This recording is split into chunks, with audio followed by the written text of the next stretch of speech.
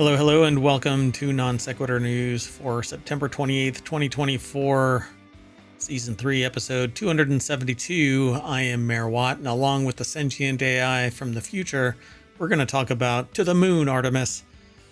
Towns and doors and bears, oh my. Crew 9 launched. National Coffee Day. 3,600 chemicals from packaging, and you. How about breathing microplastics into your brain and derailing the smart home? And there's an ISS leak. How about the concert ticketing ecosystem? And finally, Prime Day. But wait, there's more. That and more. Powered by ohmTown.com. Go over and become a citizen, but then follow us on Twitch and YouTube. Download the podcasts, plural. There's going to be there is a Discord right now and so much more. Stay tuned.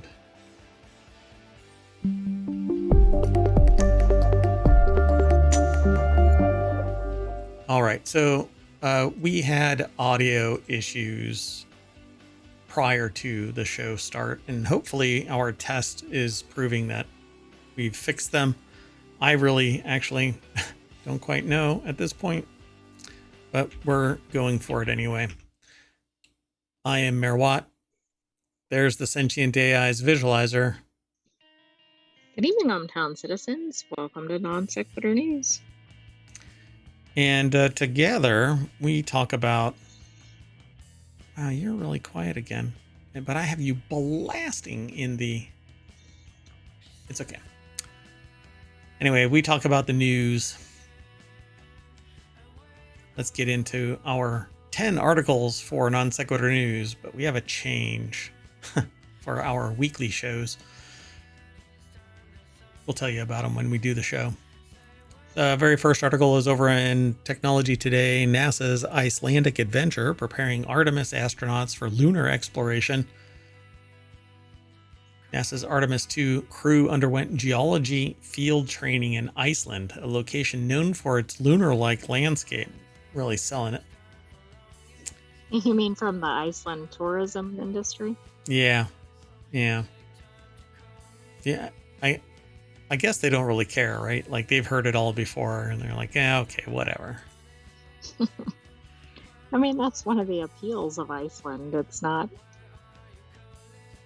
like everywhere else.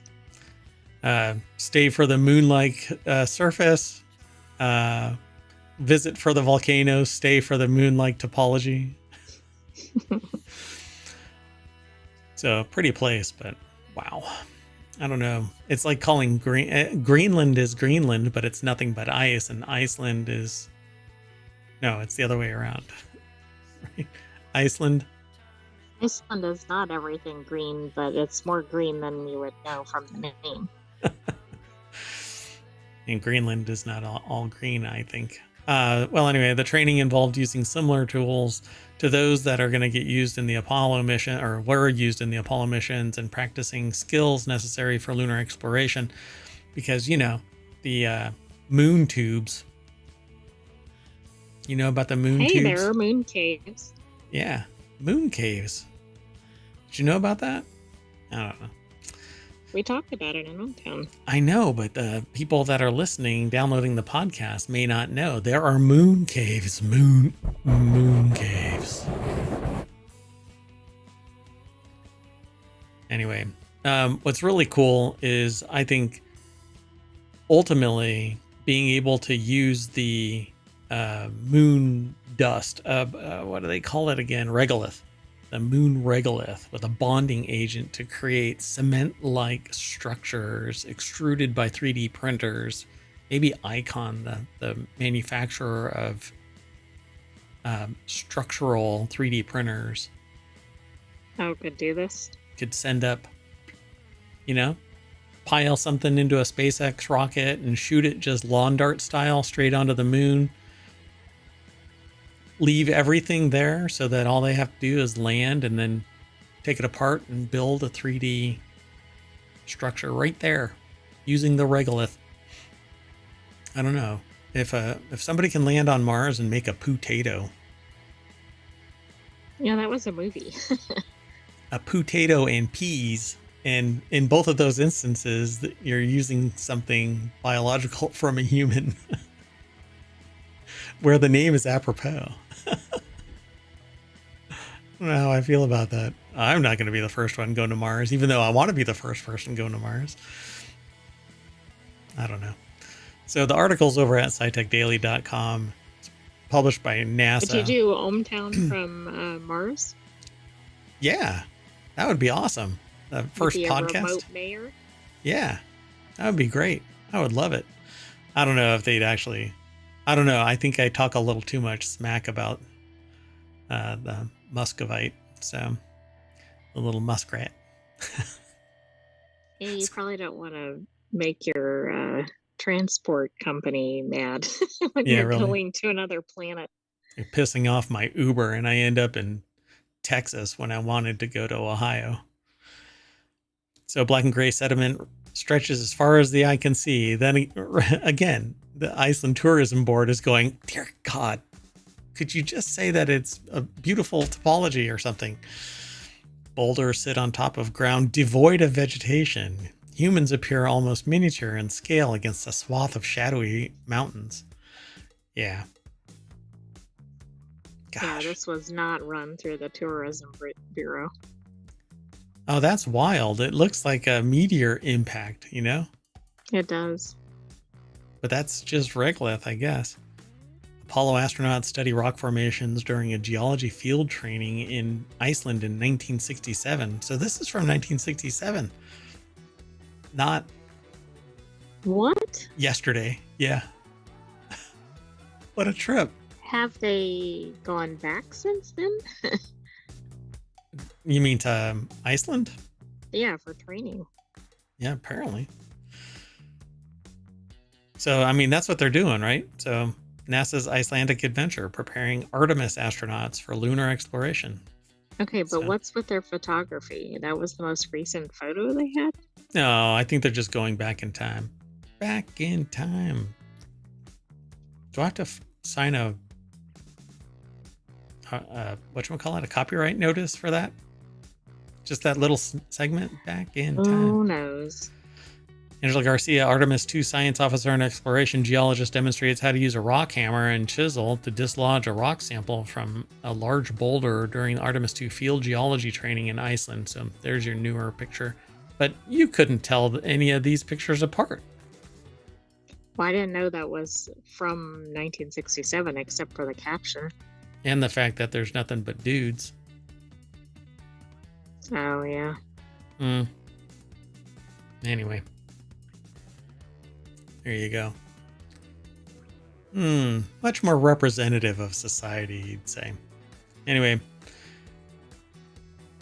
These objectives include visually studying a list of surface features such as craters from orbit. Astronauts will snap photos of the aliens of the features and describe their color, reflectivity, and texture. Oh, this feels and tastes like regolith. Moon regolith. Anyway, let's move on. Moving on. Next article's over on the Mobile channel. Bears have learned to open doors in California town. Town heard to say, oh shit. Exactly. That was the only thing giving some people peace of mind before then. Quick, close the door. Nope. Better tie your shoes. Well, we're assuming this is to get into houses. Maybe it's to get out of houses. I don't know. He's a little sus. You know, when they said that there's bears in California, I know there's a slang term for bears. Anyway, Nathan Solis over at Los Angeles Times put this article together. It was posted at phys.org, which belies the fact that I just made a comment about bears having a slang connotation. Anyway, there they are. Need to shave a little bit. Step a little closer to the razor. Anyway, just ask residents and city officials in Sierra Madre, who in the last few years have seen their furry four-legged neighbors. Never mind. This would be the like brown or black bear shown in the photo. Yeah. Amble out of the forest and barge into their cars, kitchens, and living rooms as though the humans were just keeping the place warm for them. It's the three little bears, except that they're eating people. Says it's a new phenomena. Sierra Madre City Attorney Alex Garagosian said something interesting happened in the past 2 years, and like Jurassic Park, the bears have learned how to open doors. Clever girl. And don't know how, and it says here, I don't know how they learned it, as if the city attorney is supposed to be the one to know. Well, I found that really interesting. It makes me think they're trying to sue the bears or something. Like, why is that person speaking about it? They're breaking and entering. Yeah. Okay, so like I said, I mean, I guess they're pressing charges against the bears. Yeah, it's a possibility. Hey, ask if the audio is okay. So in 2020, there were about 100 reports of bear sightings in Sierra Madre, but no reports of break-ins into homes. Authorities said last year, those numbers jumped to 380 and 50 break-ins. In the last 5 years, they've really become a nuisance. Homeowner Sarah Alden told CBS 2 about one ornery ursine that had recently broken into the family's home and tore up the place. They're getting more brazen. They really are. More brazen. As if there's something, like they're worried about. I mean, bears are pretty brazen. To begin with, they're called animals. They have instinct, and so survival is their only motivator. Well, anyway, neighbors began to complain about break-ins and a terrible smell emanating from the home. Since 2019, there was a break-in, and it says that multiple violations for the property, including tenant bear, to no avail. Okay, thank you. So the bear required a different type of hazing than the others. The laws barring government officials from entering homes without a warrant. The city had little recourse beyond papering the home with violations. So last month they got creative. Come on, if there is a wild bear sitting inside a home, I think that's actually, there's cause to enter. Well, right. I mean, it's a little bit urgent circumstances, right? Yeah. I mean, somebody could be in danger if they're in the home with the bear. And plus, the bear's going to harm itself, too. Trying Yeah, to get back out. it doesn't make any sense. Whatever. So anyway, this is why the city attorney is in this article. Yeah, one or fewer people are killed by black bears each year in the United States. But apparently in Sierra Madre, you're going to have a much closer call because they're going to open doors and walk all inside. And you're going to be a little surprised if you go into your house and there's a bear greeting you. They're going to say... Does it close the door behind it when it comes in? Exactly. Puts the seat down, straightens the bed out when it's done, sleep in the night, I'm here for some honey, boo-boo. Moving on. Next article is over in Technology Today. Countdown to liftoff. NASA SpaceX Crew 9 poised for pivotal launch. Well, guess what? They did it about an hour ago.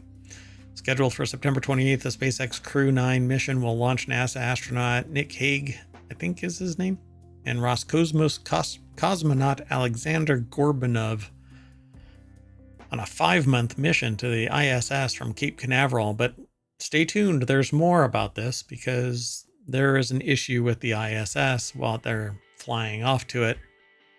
Not only are there 2 astronauts sitting up there waiting to come back down after an 8-day mission turned into an 8-month mission, but something's Do we have leaking. another article on the other issue? We do.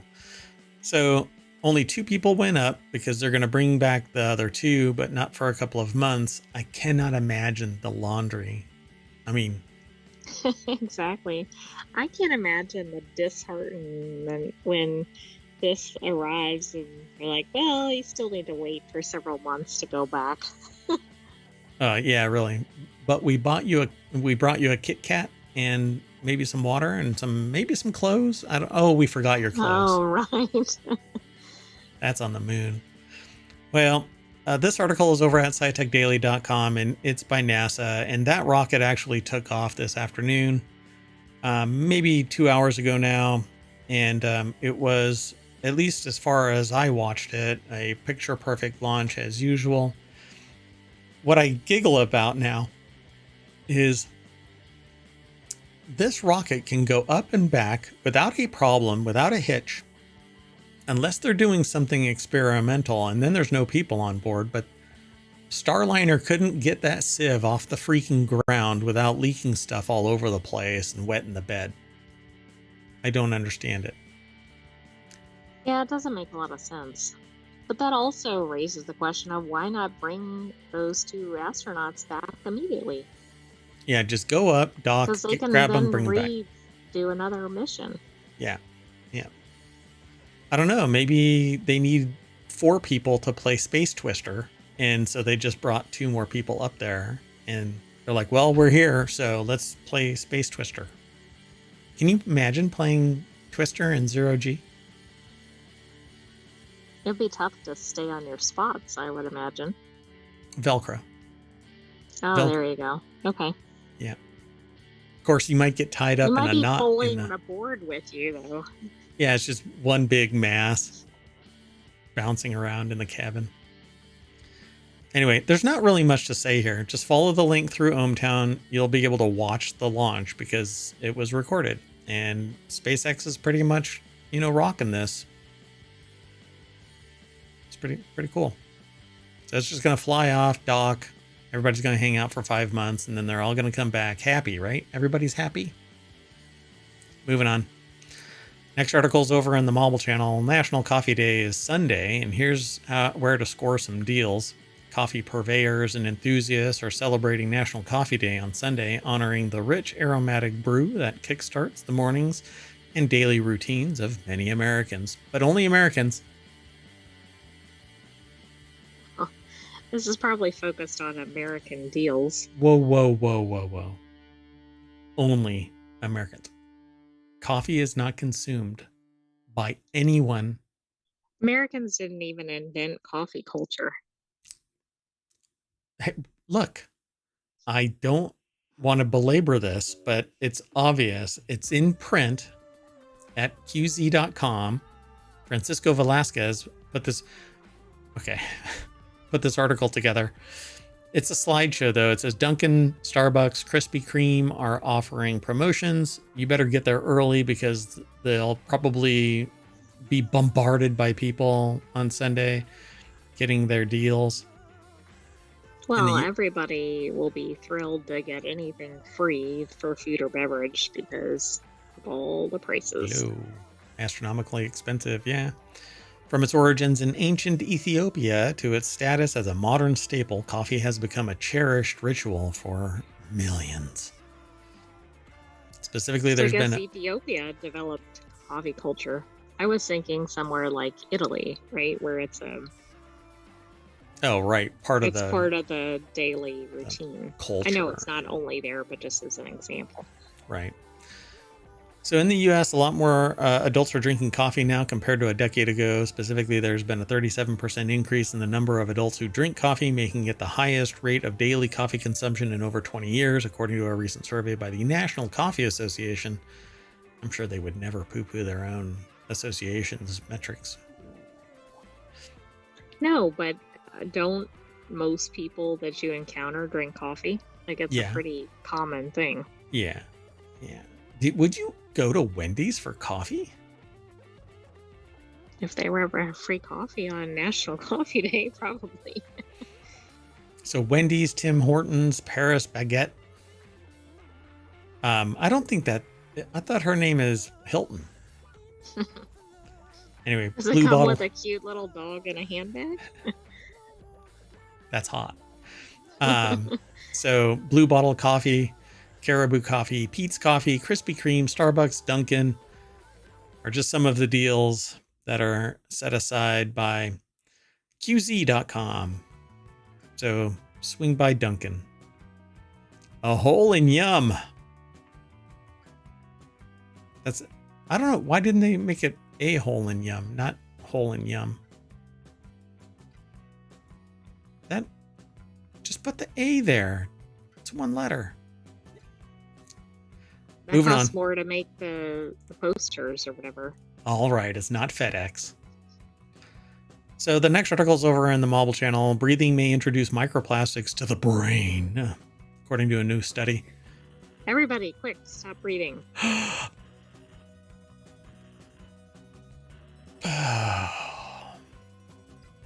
Oh, you were safe there for a little bit. For a little while, yeah. Mayor Watt passed out.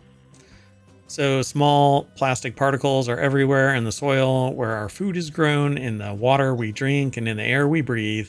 They got there from the plastic we throw away, which ends up in landfills, rivers, seas. There, the plastic waste slowly breaks down, releasing tiny particles called microplastics and nanoplastics. Ta-da! So then we inhale it. Michael Richardson and Mira Wang from The Conversation put this article together, and this is... Okay, wait. Isn't that the name of the Kramer character? Do you think he was involved in the research? Michael Richardson? I think that's the actor. Oh, really? Yes. I'm going to go with yes. I believe it. The article is actually over at phys.org, so I'm going to say that yes. Is it really Michael Richardson? I think so. Oh, don't make me question. Oh, it's Michael Richards. Sorry. There is a Mike Richardson, though. A publisher, writer, and producer. Okay, The so founder maybe of Dark him. Horse Comics. Oh, I know Dark Horse Comics. All right. Anyway, don't get distracted, Mayor Watt. Moving on. Microplastics are also increasingly being found throughout the human body. It says we are not sure how they got there, though there are 3 probable routes. We may ingest microplastics when we eat, drink, and breathe them into our lungs or absorb them through our skin. Another route has recently been suggested whereby microplastics get all up in our noses and from there all up into our brains. What is it? 0.5%? Yes. So 0.5% of your brain is microplastics. So I'm not sure how you're going to avoid the breathing part. Filters, man. Oh. So for a long time, it was thought the human brain existed in splendid isolation from the rest of the body. The so-called blood-brain barrier, a special layer of cells, protects the brain from all manner of pathogens and harmful substances. However, we now know that the brain-blood barrier can be breached because small microplastic particles have been found in the human brain. But how did they get there? They might have drilled their way in, not just from the blood, but you suggest that the blood-brain barrier, that's kind of how I thought, even throughout the body. We've ingested them, breathed them in, inhaled them into our nose or whatever, and they've just kind of wiggled their way in, kind of like a splinter, right? Working its way in instead of out. So they suggest the nose were the special nerves, the olfactory nerves that detect smells. The olfactory nerve runs from the inside of the nose through the skull and then directly into part of the brain called the olfactory bulb, which for some people it just is burned out. And sorry, that was funnier in my head. The researchers suggest the microparticles breathed into the nose may somehow get transported along the olfactory nerves and into the brain. The researchers came to their conclusions by analyzing tissue samples from residents of Sao Paulo who had died and undergone routine coroner's autopsies, and they removed the olfactory bulbs from these brains and analyzed them using a variety of technique. That just does not sound pleasant. No, it does not. It's like that meme, that legal meme about was the victim deceased? Yes. Are you sure? Yes. Well, how could you be sure? Well, I was holding his brain. Yeah. That's a little law school thing, I suppose. So 8 out of the 15 brains studied had microplastics in their olfactory bulbs. However, these 8 samples had only 16 microplastic particles between them, which is perhaps some comfort. Well, yeah, I suppose. Those 16 plastic particles included fragments, spheres, and fibers, and were made of polypropylene, nylon, and other plastics. Some of the fibers could have come from clothing, and it makes sense because laundering clothes made from synthetic fibers is a significant source of microplastics in the environment. And you rest your head on potentially non-natural fiber materials. That's true. So nanoplastics are stuff that's even harder to detect because it's 1,000th of a millimeter in size. Unfortunately, we know that nanoplastics and microplastics have a negative effect on biology, mainly because there's no recourse for the body. You can try and encapsulate it with a body tries to encapsulate it in something, but it can turn into something worse, or it pierces an embryo, in an animal, and it's done. Right, or the body could attack whatever the surrounding is, or any number of variables. And there's chemical off-gassing and conversion and stuff like that. So yeah, it's a hot mess, folks, and it's of our own doing. So convert, switch over to glass as much as possible. But let's keep moving. I'm going to record this show, and then I'm going to check the audio and make sure that everything is lining up. And then there's going to be a little bit of a break. And then we are going to do Reality Hacker. But Reality Hacker has a change. We're going to actually reduce it to 5 articles, a 30-minute show instead of an hour-long show. See if everybody... where we go from here depends really on the show. Like, if people like that 30-minute profile, then we'll stay there. If I get any feedback saying otherwise, then we'll adjust with that in mind. Anyway, the next article is over in Technology Today, which is another one of our shows. All of the weekly shows will be converted into 30-minute shows, by the way. But going forward, not the previous ones. Yeah, moving forward. And I'm still working on a way to easily convert it into 10-minute segments or 6-minute segments or shorter, so that we can do shorts on TikTok and other places. But there's actually more plans behind this. So the next article is over in Technology Today. Matter of fact, why the new standard could derail the future of smart homes. So Matter, this is this new standard that everybody is adopting. So Matter is making smart homes far more accessible than ever, but today's drawbacks of the standard could hurt the smart home more than help. And the standardization, unless it evolves and everybody buys into it, and there's a standardizing body that pushes the next feature set and everything becomes future proof, then Matter just gets locked in, which means that any older technology can't be adapted to the newer modifications. Yeah, well, that's going to be a major problem depending on how you've got your home set up. Yeah, and this is something that we've talked about before. For instance, my thermostats are older thermostats because you figure, they're one and done. There's only so much, right? But they've actually launched Matter versions of the thermostats that I have. And those thermostats now are slightly hobbled because the infrastructure is being modified to support Matter, but not the older tech. I have cameras from, let's say the same superarching organization. I will refer to them as the Umbrella Corporation, which, if you're into sci-fi, you know all about them, where they bricked the cameras with zero support afterwards. They didn't upgrade me to the lowest end even feature of the next model or whatever. They basically just gave me the bird. Stop killing tech. There you go. Yeah. Minimum viable product and leave it in perpetuity, but the software is gone that supported that. Anyway, Chris Weddle over at cnet.com put this article together, and they're showing a light bulb called a Wiz Smart Bulb offers an impressive range of tunable whites and a nifty trick of acting like motion sensors for automations. There's actually a feature that's coming called Li-Fi. It's been around for a while, but Li-Fi is basically Wi-Fi, but wherever light goes, so goes a wireless signal. Operates at the near speed of light. Pretty amazing technology, but if you walk off into a shadow, you don't get the same functionality. So the promise of connected smart home is something that fans of sci-fi TVs or movies have dreamed for decades.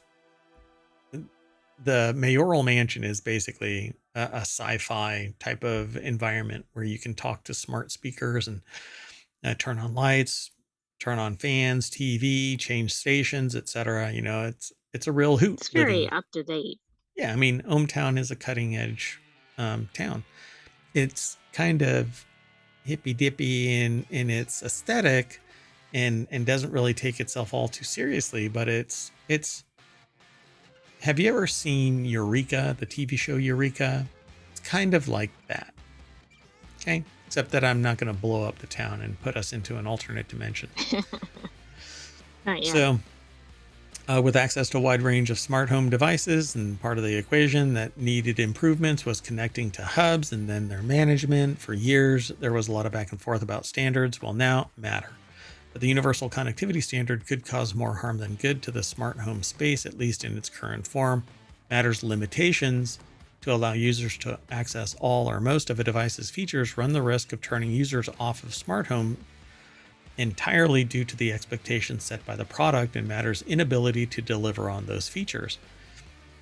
So Matter, Zigbee, Z-Wave were the two primary forms of connecting smart homes and other IoT.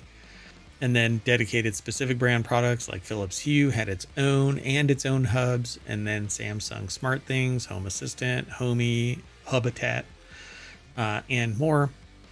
Matter basically is getting injected into everything so that it has a standard. But you know what? That also concerns me. Not just in terms of the loss of existing, but it seems a little too centralized. Hey, yeah. So kind of like Windows and other operating systems where everything is always the same. One flaw means that all of them are susceptible because everything is always in the exact same spot.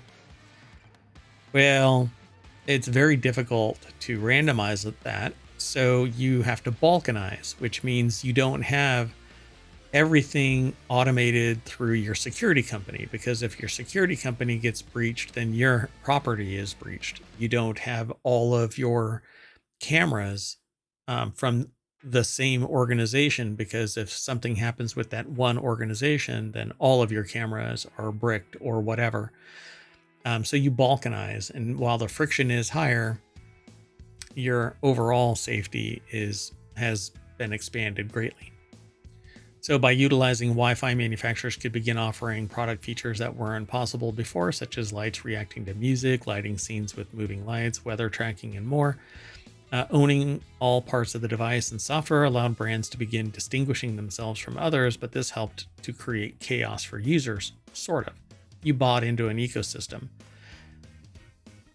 Now, it just kind of gets dumbed down and everybody is fitting to the standard, which means where is the competition to push forward something innovative? Well, there isn't any, right? And then it's hard to break in because it's so widely adopted.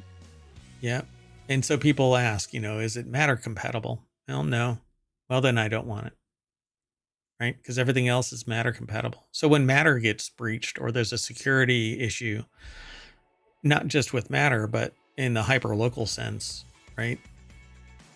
Then everything is compromised. And that's kind of the problem that I have. So it says, of course, each brand wanted to be unique in some way. This leads to more chaos because sometimes a device will work with Google and Amazon, but not with Apple, or the other way around. The proposed solution is Matter. So that's where we ended up. So Matter dumbs down most smart home devices. That's exactly what I said. So here's the deal. If you're new to this place, to ohmTown, we don't read the articles prior to the show. But we have some experience with this kind of thing.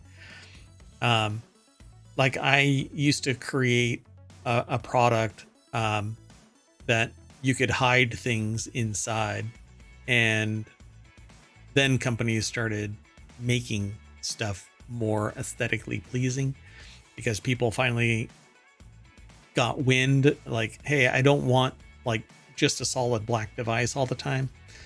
And so I've had Amazon smart speakers, I've had other smart devices to test out this product that was being developed and stuff. And I have Hue stuff all over, and I have other, like LifeX and other things, and several other kind of cameras for security and whatnot.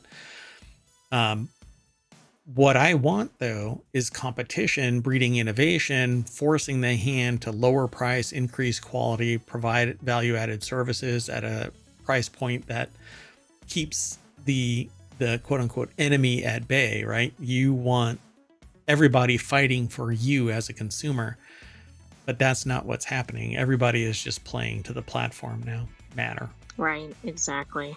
I think this is going to hurt the consumers in the long run. So it says if you were to download the device's dedicated app, then you would see all of those advertised options. But if you have more than one brand of smart device, let's say a light bulb from Govee and a smart plug from TP-Link Casa, these are awesome, you will need two apps to access all of the features. Like I have power strips that use a proprietary app to control their timing for the farm. So, and I do I grow microgreens in coordination with the Sentient AI. And so for me to turn on and off a farm, I can actually remotely activate it. Now, since then, I've upgraded to a different type of system that does the same thing, and it's much more heavier lifting, but you can do that kind of stuff too, but it's balkanized. So not only does this create clutter on a user's phone, but it also confusion because you have to remember which device goes with which app. But using Matter to control it all creates some disappointment. It's disappointing because you got something you were excited about from the ads and seeing it at a friend's house or on TV, only to start using it and it's far more limited than you thought. And that's because all it does is whatever the standard Matter offers. Right, which might not be as good as what something else had. Yep. This article actually goes into more detail, but what it really needs is competition and the standards body for Matter accepting and evolving. So Connectivity Standards Alliance. Personally, when looking at the landscape of smart home devices, Matter has little impact on whether they purchase a product, as of today at least. So it says here, for as much disdain as I have for the massive number of smart device apps on my phone, they say 38, they can't bring themselves to buy or recommend a product with Matter as the deciding factor. But to me, what I want is Matter because I can control at the minimum all of the devices, but I still want the customization options that a proprietary app would have. So if I want to turn everything off, I want to be able to just say, go dark. And right, don't say something that's an actual command. Yeah, exactly. Like the command to turn off all of the lights in ohmTown is, oh no, it's the popo. Moving on. The next article is over in Reality Hacker. An International Space Station leak is getting worse and keeping NASA up at night. A NASA Inspector General report gives a new detail on a leak that has plagued the ISS for 5 years, reveals the agency considers it the highest level risk. The article is over at wired.com. Eric Berger from Ars Technica actually wrote the article, but it's published at wired.com. Okay, they just sent 2 more people up there. But it's also been going for 5 years, so. Yeah. I think some bubble gum might fix it. Duct tape? Duct tape. Maybe one of those tomatoes could block the leak. Yeah, they are rolling around up there apparently, just like Freematoing it. So new details about this leak. In February of this year, NASA identified an increase in the leak rate from less than 1 pound of atmosphere a day to 2.4 pounds a day. And in April, this rate increased to 3.7 pounds a day. Despite years of investigation, neither Russia nor U.S. officials have identified the underlying cause of the leak. So 2 countries are working on this and they can't solve it? How do you find a leak in space? I don't know, listen for a whistling sound or something. Do y'all hear that? No. Hear what? So the plan to mitigate the risk is to keep the hatch on the Zvezda module leading to the PRK tunnel closed. Eventually, if the leak worsens further, this hatch might need to be closed permanently, reducing the number of Russian docking ports on the space station from 4 to 3. So they know where it is, and they can't actually find the hole. Yeah, that doesn't make a lot of sense to me. Come on, you've had years to hunt this thing down. Find the freaking leak and plug it so that you have full range. I think that there's something secret going on. There's an alien in there that's sucking up the atmosphere. So the Russian leaks are now classified as 5, both in terms of high likelihood and high consequence. In the 5 by 5. That doesn't sound good. Out of 5? 5 by 5 risk matrix. So likelihood, I guess chance of problem and consequence. It's in the 5 by 5. Both are, it's at the highest level. Yeah. So an uncertain future, but see, the thing is that ISS is being decommissioned anyway. So. Yeah, so that's probably the issue too. Like, do they want to sink a lot of time and money into this? I mean, I don't know. There's people in there, so maybe. Yeah, what else are you doing? Spend a couple of hours and just look around, hold up a match and see which way. Maybe. I know who can solve this. Those 2 extra people. Exactly. They've got lots of time on their hands. They weren't even supposed to be up there. Come on, pull your own weight. So it's extra time. Swap the deck, matey. Moving on. So this next article is over on the Hatch Ideas channel, which is all about business transformation. I'd love to do that show. That would be a lot of fun. Basically, it's kind of like the restaurant review kind of a thing. Those shows where somebody from the restaurant industry goes barging into somebody else's business? Oh, do you mean like a behind the scenes thing? Yeah. And like they undercover boss kind of things. Yeah, and they basically say, this is garbage. How could you serve this? The chicken is ice cold inside and it clucks, that kind of a thing. That's what I want to do. So can technology fix the broken concert ticketing system? The increased use of AI may prevent tickets being resold at excessively high prices, but no. Look, it's supply and demand, okay? If people are willing to spend, the bigger problem here is that these aren't being sold to the people that want to go to the concert. So what really needs to take place, fix it like this. If a person buys the ticket, they bought the ticket. If they don't return the ticket within a week of the show, they've bought the ticket. Done. It's their name. They show ID. Don't let transfers occur. Like, it seems like this could easily solve this problem. But that's not, I got sick and all of that kind of stuff. But I hate to break it to you. You bought the ticket. That doesn't get you out of anything else. You buy an airline ticket or something, you're mostly paying for that, regardless of whether you take the flight. Yeah, and because greedy bastards have made it so we can't have nice things, if we had a society that wasn't plagued by predatory practices to the point where our laws entirely exist because of abuses, not because everybody is doing the right thing. It's the laws. I know, it was people who dared to walk a cow down Main Street. Look, I said that I wouldn't do it anymore. The town said that they wouldn't take my cow away. But hey, when I want a It's fresh true. burger, this is what a person does. Sam Gruitt over at BBC.com put this article together, and this is not Sam. This is American. Wow, this is how they categorize this person. American Jackie Thrapp found that it was cheaper to fly to Europe to see Taylor Swift. Okay, that tells you how absurd ticketing has become, because it's not cheap to fly to Europe. And there's lodging and everything else. And it's not cheap to see Taylor Swift, so.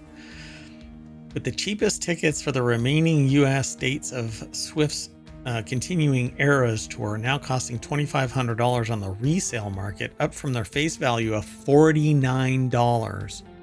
Which Some American actually fans. sounds pretty reasonable as a ticket price in this day and age. Pretty reasonable? $49.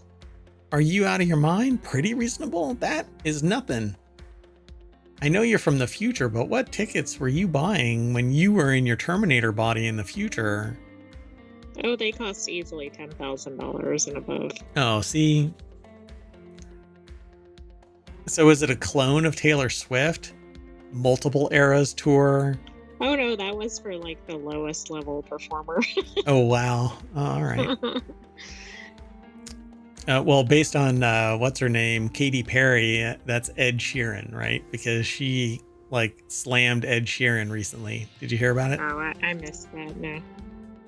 Basically, she implied that all that a dude has to do is wear jeans and play a guitar, and everybody flocks to their concerts, like Ed Sheeran, said Ed Sheeran.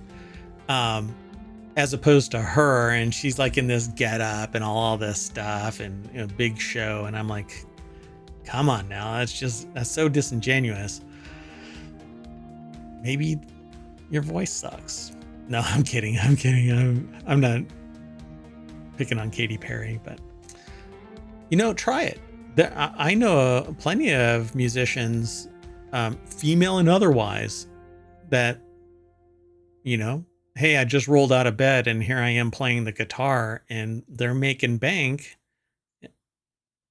You have to have charisma and be likable and not kind of being, kind of a jerk and saying that Ed Sheeran's phoning it in because of the way he's dressed. Makes sense? Anyway, she's in deep water, so she's like trying to deflect. Oh, I know. She's deflecting. She's had like a lot of negative press recently. I want to throw something across the studio, just like, hey, look over there.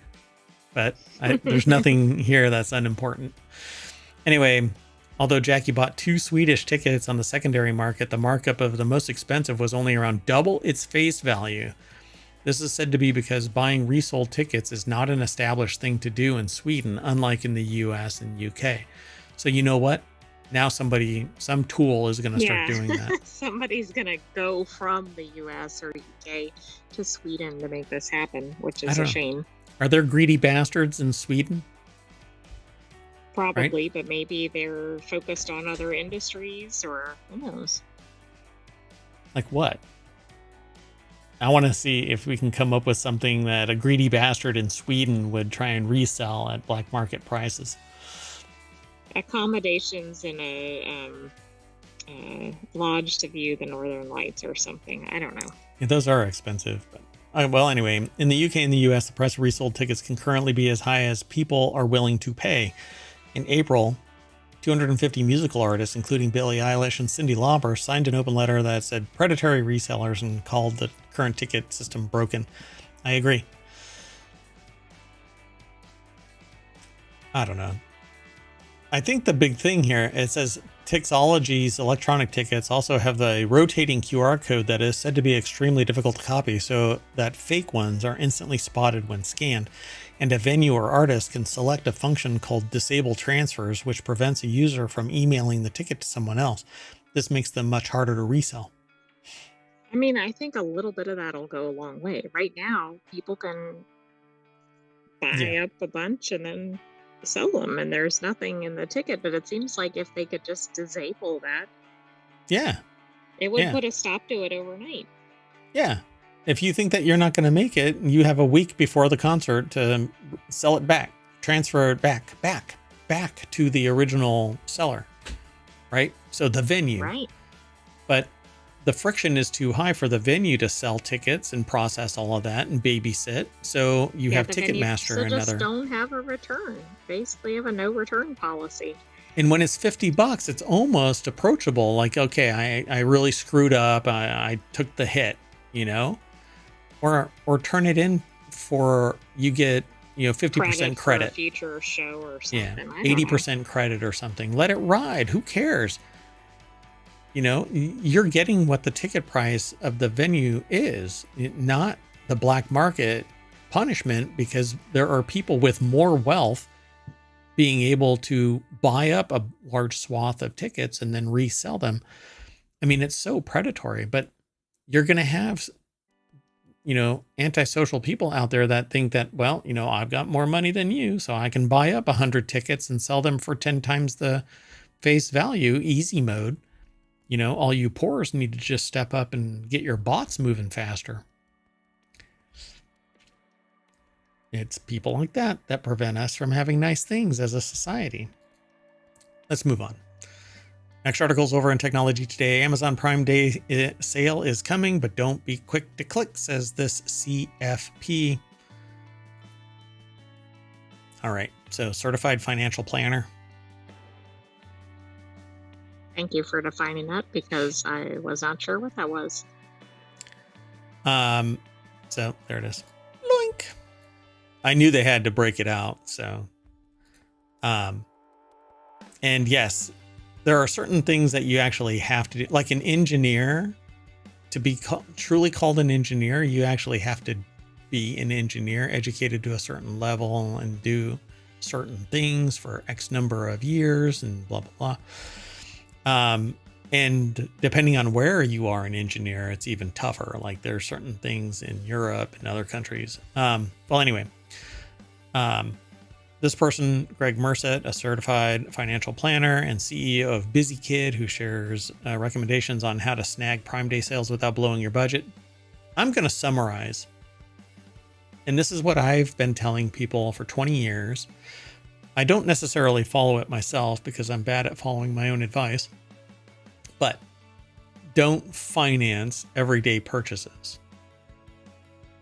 Why? Because the squeeze is not worth the juice. So this is low, 4.25%. If you're going to finance something, I would not finance a damn thing. And that's basically what they say. Something that's a frivolous purchase. Even if it's $2,000, unless you know that you're going to pay for it by the end of the month, do not finance it, because none of these are actually the loans that you're going to be getting. First off, you have to be spectacularly situated with your credit, 850 or higher, 800 minimum. There might be fees or percentages on top, depending on whatever their terms are. It's an unsecured loan, even if it is for a product, a device, unless it is real property like a car or a house. It's not secure. And so this is not what you're going to be getting. This might be a credit card or something like that. But it is not 3.25%. It's closer to 26%. So I'm not even sure what they're actually looking at here. These are their partners, but you're not getting that from a credit card. You might get that from something like a firm or something like that might have a low interest rate. But not all of these are actually going to be giving you that rate on a credit card. American Express. Again, if your credit rating is spectacular, then maybe you'll get it. Right, but the point is just don't, right? Just don't. Yep. So it says stay away from financing. That's what the deck statement is. And the author of this is Dashia Milden, and then the editor is Courtney Johnson. and that's who put the article together. But they coordinated this with Greg Merced, a certified financial planner. And I could have told you this, and this is what I tell people, all the time. Don't finance. Like if you're going to buy a computer and the computer costs $2,500, you're going to be paying 6% more APR, depending on what your credit rating is. So you could pay as high as 12% APR. So 2% of your $2,200 is going to be every month. That's just interest. Then you have to do the principal as well. It's a either 2 to 5 year loan typically for financing a piece of equipment like that, which means $115 plus the squeeze. So anyway, don't do it. And with that in mind, we're going to consult our CFP, and they're going to say, well, you've got 4 minutes to spare. And that's going to bring us to the front page. Ta-da! So just imagine you're walking up and then back down Main Street, ohmTown every day. That's non sequitur news. You look in the shops, you look around. Hey, I really like that. And we talk about what's in the shop, and then we leave to another shop. It's kind of like a bar crawl, except that it's news and information. And we're not going to end up face down in the gutter going, never again, never again. Hopefully not, unless the news is really horrendous. I don't know, man. You get drunk on information sometimes. All right, folks. Well, that's it. We have to do some noodling around. You're going to say bye? Oh, wait, hold on. Wait. I'm Mayor Watt, and along with the Sentient AI, we talk about the news every day. You want to say bye now? Sure. Good night, ohmTown citizens. Thanks for joining us for Non Sequitur News. We have some weekly shows coming up, though, so be sure to like and subscribe so you know when we're going live. Stay tuned.